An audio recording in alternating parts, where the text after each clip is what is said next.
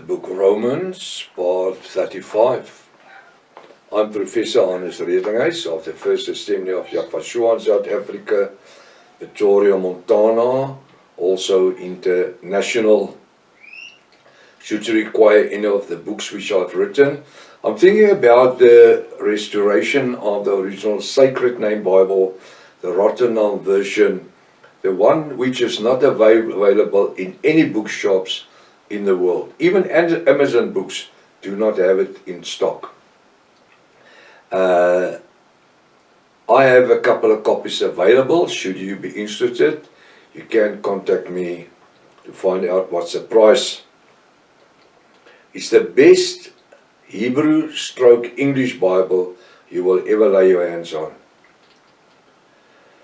You can contact me at my WhatsApp number. It's +27 international code for South Africa, and the number is 0722 367 124. Or just go to my website, https://yahvah.co.za.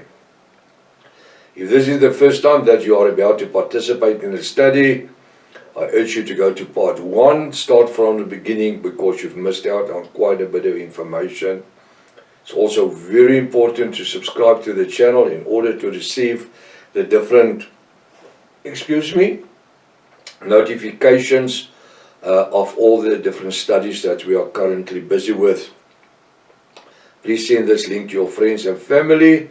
Make sure at least have a 1611 King James Bible, or the restoration of the original Sacred Name Bible, the Rotterdam version, pen and paper ready. It's important to know that we do not associate ourselves with any of the following groups: any Messianic groups, Israel Vision Group, the Hebrew Roots Movement, Sacred Name Movement, the Yah Movement. We're not part of Jehovah's Witness or the Seventh-day Adventist. We do not belong to any Protestant church or any denomination or group in the world. Why not? We are only a Bible study group functioning throughout the world. We don't have churches where people can attend on a Sunday or whenever. We do Bible study whenever you feel like it. The moment you eat when you are hungry, this is actually what it comes to. The moment that you have a desire for the revelation word, you take one of the studies. There is about 3,600 videos. That's in Afrikaans and English together. You can take anyone and you can start one of the studies. So we are an end-time Bible study group, and we are functioning in the revelation names. The name Jesus was originally Yafashua. The name God was originally Elohim or Hashem. The name Lord was originally Yafa. The name of the Holy Spirit was originally the Ruach HaKodesh.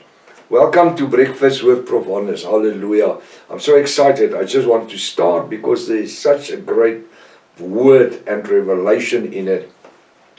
I trust that this study today is going to be a blessing unto you, in the name above every other name, the name Yafashua.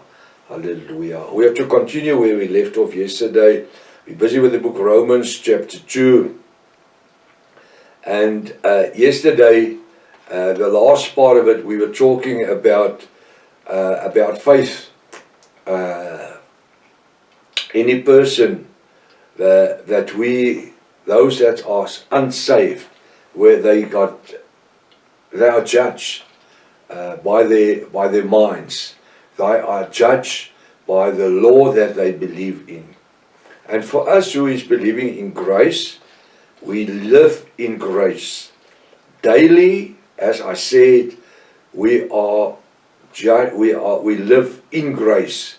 So grace is judging us on a daily basis.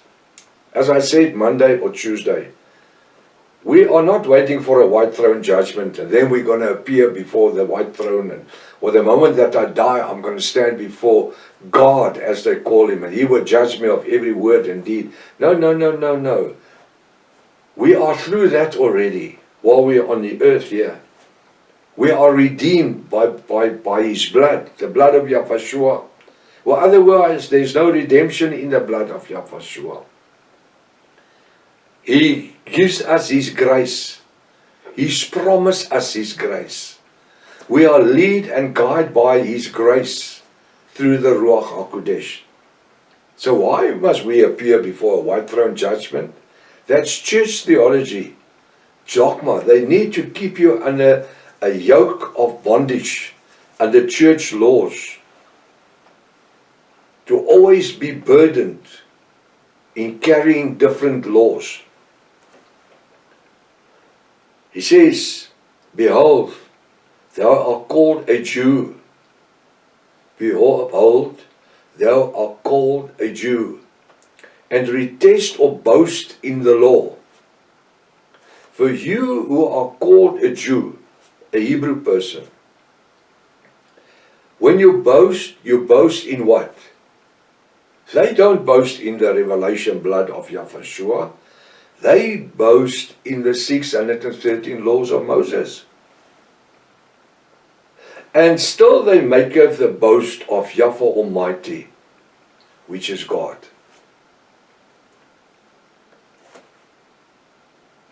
For us, who function through the revelation blood of Yahushua and the New Testament, when we boast, wherein do we boast?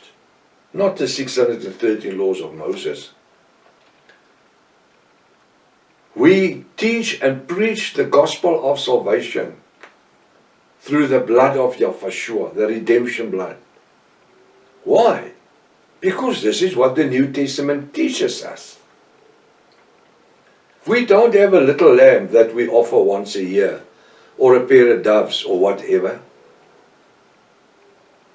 We don't function under that law. Did you know that the Orthodox Jews in the last 2,000 years has never had a temple since Emperor Titus burned down the temple 2,000 years ago in Jerusalem?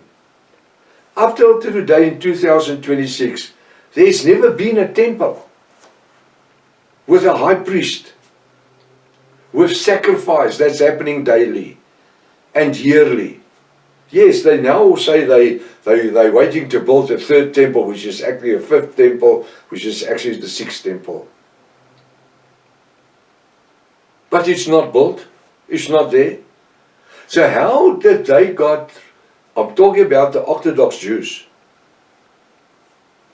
how did they receive forgiveness for their sins through the 613 laws of Moses? The last more than 2,000 years. How? Did you know even since 570 years before the birth of Yahushua, the Hebrew people, after coming out of bondage under King Nebuchadnezzar, they were captured, taken into bondage under the Babylon law and rulership of King Nebuchadnezzar. There was no Ark of the Covenant. King Nebuchadnezzar didn't take it with him. The Hebrew priest and the sons hide it, the priest's sons hide it under the temple, the first temple of Solomon. So when King Nebuchadnezzar came to the temple, which he broke down, he didn't find the Ark of the Covenant. It was gone. When they rebuilt the temple again, in the last part of Israel's captivity of the 70 years, in the book of Esther and Nehemiah, when they rebuilt the temple again on the same foundation, they never found the Ark of the Covenant. So what did they use for redemption? According to the 613 laws of Moses, because they reinstated the laws of the high priest, the sacrificial laws of the high priest, everything. But there was no Ark of the Covenant. When Yahushua died on the cross, and it says that the veil torn from the top to the bottom open, Josephus, who was the scribe, the Hebrew scribe, He surely would have first written about the Ark of the Covenant. It torn open, no Ark of the Covenant. Up till today, they never found the Ark of the Covenant. Now they said they're going to make one from fiberglass and coat it in gold, and it's not the same thing. Where do they find the original Torah and the stuff of Moses and the manna?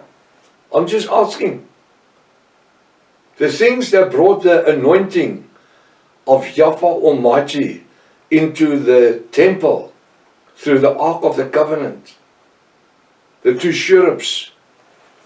They can build other cherubs, but he's not going to have the anointing. Yahweh's not going to come down in a cloud and thunder. He's not coming down. Why? Because there's no Ark of the Covenant. So what do? Behold, they are called a Jew, and they recess of boast in the law, but they don't have the Ark of the Covenant. In the last 2,000 years, there was nothing that the Orthodox Jews could obtain their religion as it was. Carried on with it. They couldn't. Because after Israel came from Babylon, they lived a lie. The high priest and the high priest's sons, they lived a lie. And that's why Yahweh has provided for Emperor Titus, the Roman emperor, to burn down the temple, because they were living a lie.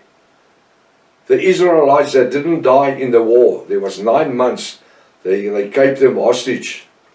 And then they broke the walls, the Romans, the soldiers. And the Jews that was still alive, they were exported, they were sold in Europe, they married under other nations. They became part of a Gentile nation. And then in 1948, they suddenly returned to Israel.